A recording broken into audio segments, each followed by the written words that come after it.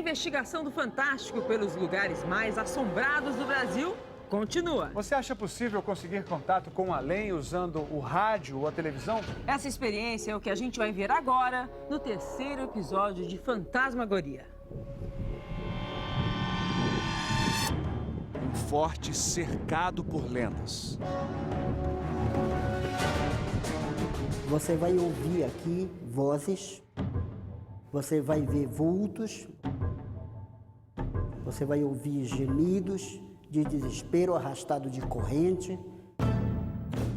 Assombrações tão intensas que chegaram a expulsar guardas do posto de trabalho. Já me expulsaram. E eu saí do prédio e fui esperar amanhecer lá fora.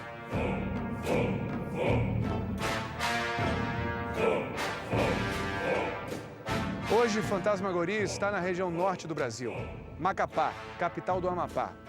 Uma fortaleza do século XVIII, na margem do rio Amazonas. Um lugar construído com mão de obra escrava e indígena, e com muitas histórias de fantasmas. Seja bem-vindo à Fantasmagoria.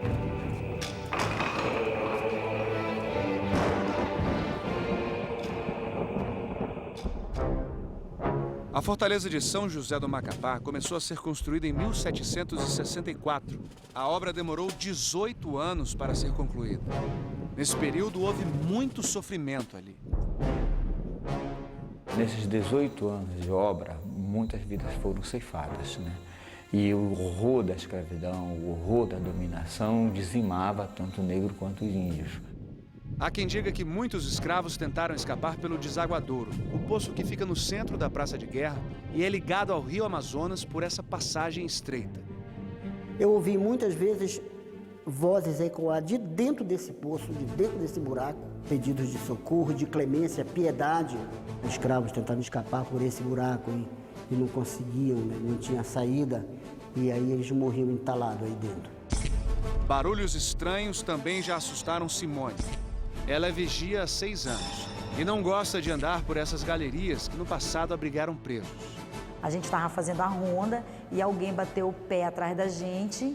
Aí a gente escutamos como alguém batesse assim com a bota, assim, bah, bah, bah, atrás da gente. A gente corremos e nem olhamos para trás. Simone só ouviu. Mas seu Ezequias chegou a ver uma assombração. Um padre sem cabeça na rampa de um dos baluartes da fortaleza. Só se via do ombro para baixo um crucifixo muito grande. Ele segurando com uma mão, a outra mão ele levava na altura da boca. Quando ele tirava a mão, saía a fumaça. Então dava para a gente entender que ele estava fumando. Seria esse padre o autor das missas fantasmas na capela do forte? Aqui onde nós estamos, nessa capela, eu cansei de ouvir aqui ladainhas, missas sendo rezadas, muitas, como se tivesse muitas pessoas cantando e rezando ao mesmo tempo. Não tinha ninguém. Instalamos câmeras de segurança pela fortaleza. Edgar, Suzeli e Robson, moradores de Macapá, são os voluntários dessa noite. Sejam bem-vindos à Fantasmagoria. Boa noite. Cada um recebe uma câmera com visão noturna e um fone. Nossa comunicação, a partir de agora, será pelo rádio. A primeira missão de vocês é aqui no Desaguadouro. Eu sempre tive curiosidade de entrar para ver o que tinha aí dentro. Sério, Edgar? Sua hora então chegou. Isso aqui era um dos ambientes, né, que o pessoal diz que tem fantasma. Se aqui já é assim, imagina o resto. A primeira experiência é com um rádio e um gravador.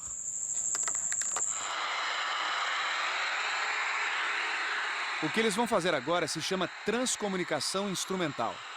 O rádio precisa ser colocado naquele chiado que fica entre as estações, o ruído branco. Esse ruído vai ser gravado e depois ouvido, buscando alguma mensagem sobrenatural. Konstantin Rodiv, nascido na Letônia, foi um dos pesquisadores que primeiro usou essa técnica para tentar fazer contato com o além, nos anos 60. Há muitas mensagens atribuídas a fantasmas que foram gravadas dessa forma. Ouça um exemplo. Os pesquisadores que fizeram a gravação acreditam que uma voz do além disse: "Eu tô no tempo". Ouça mais uma vez. Além do rádio, pesquisadores em busca de contato com fantasmas fizeram essa experiência também com a televisão. A experiência é assim. Você põe a TV naquele chiado entre os canais e aponta uma câmera para a tela. Grava a imagem e depois assiste, para ver se acha alguma coisa estranha. O alemão Klaus Schreiber foi um dos pesquisadores que mais se dedicou à transcomunicação instrumental usando a TV.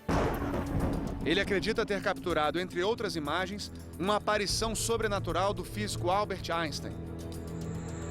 Nossos voluntários vão fazer a experiência com o rádio. Robson marca o início da gravação. Estamos na Fortaleza São José de Macapá, no estado do Amapá. Tem alguém aqui? Eles devem ficar em silêncio absoluto. Durante 30 minutos, aguardam um sinal.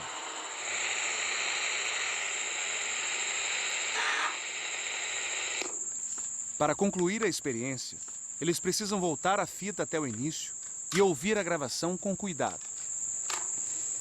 Vamos escutar.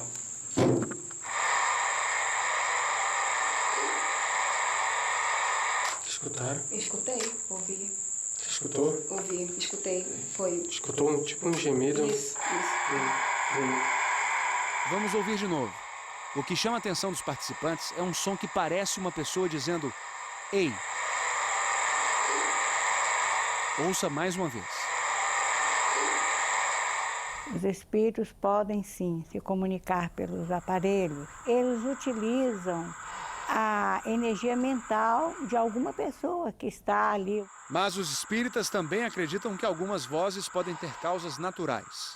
É possível e é muito comum que nas gravações no rádio que haja interferência de outras emissoras. Você pode estar numa faixa de frequência e captar frequências de um outro canal de televisão, de outro sinal de rádio. Que para uma pessoa como eu seria apenas ruído, mas para uma pessoa não tão cética poderia ser um fantasma. Assim como as imagens, os sons também podem confundir o nosso cérebro e criar ilusões. Você sabe dizer que barulho é esse? Ajuda se colocarmos essa ilustração? Parece chuva, né? Mas esse áudio, na verdade, é de ovo fritando. O seu cérebro foi levado a crer que era chuva pela imagem que nós colocamos. É que, dependendo do contexto, um ruído ou uma cena podem ganhar diferentes significados. Quando se está com a sua mente aberta, alerta, em busca de significados, a gente encontra significado para tudo. E qual seria a explicação para as vozes que pessoas dizem ouvir no desaguadouro? Pedidos de socorro, de clemência, piedade. O desaguadouro desemboca nessa saída que fica na margem do rio Amazonas. Quando o nível do rio sobe e bate nessa saída, ele produz barulhos que podem ser levados até o centro da fortaleza, onde o desaguadouro vai funcionar como uma câmara de eco, ampliando esses sons e criando a impressão de que eles são produzidos dentro da fortaleza. A experiência continua fora do desaguadouro. Robson vai para um lado. Suzeli e Edgar para o outro. Robson está na capela, onde testemunhas dizem ter ouvido uma missa rezada por um padre fantasma. Ele vai tentar se comunicar com o padre através do pêndulo, outro instrumento usado para contatos sobrenaturais. Funciona assim. Primeira pessoa faz uma pergunta. Padre, o senhor está aqui? Se o pêndulo gira em sentido anti-horário, a resposta é não. Se gira em sentido horário, a resposta é sim. Padre está aqui. Foi o padre que fez o pêndulo girar daquele jeito? A explicação científica aqui é parecida com a do jogo do copo, que nós mostramos no episódio passado. Quem mexe o instrumento é a própria pessoa, de forma inconsciente. É o chamado efeito ideomotor. A expectativa do sujeito de que vai haver um movimento faz com que ele, sem perceber, possa gerar um movimento. É muito difícil manter o pêndulo paradinho. Qualquer pequeno movimento da mão balança o pêndulo, por mais que a pessoa ache que não está mexendo. Vamos ver isso de pertinho? Tadeu, você está mexendo a mão? Estou com a mão parada aqui, me esforçando ao máximo para manter o pêndulo parado.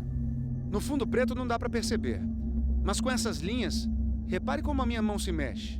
E muito. Suzeli vai investigar as galerias que no passado serviram de prisão e onde funcionários da fortaleza contam ter sido perseguidos por fantasmas.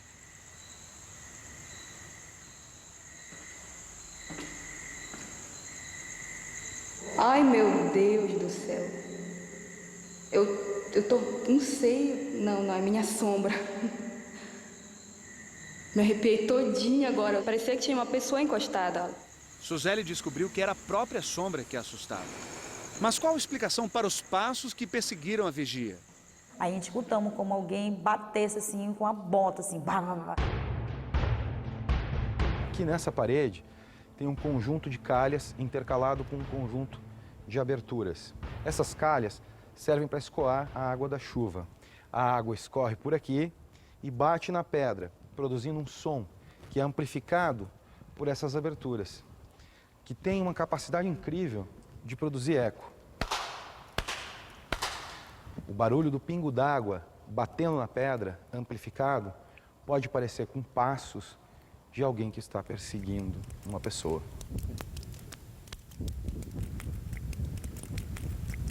Falando em barulho, muita coisa estranha que as pessoas dizem ouvir na fortaleza pode ter uma explicação simples: o vento. 27,8 km por hora. Essa é a velocidade do vento aqui no topo de um dos baluartes da Fortaleza de São José de Macapá. Isso significa que o vento é forte o suficiente para se espalhar pela fortaleza e bater portas e janelas.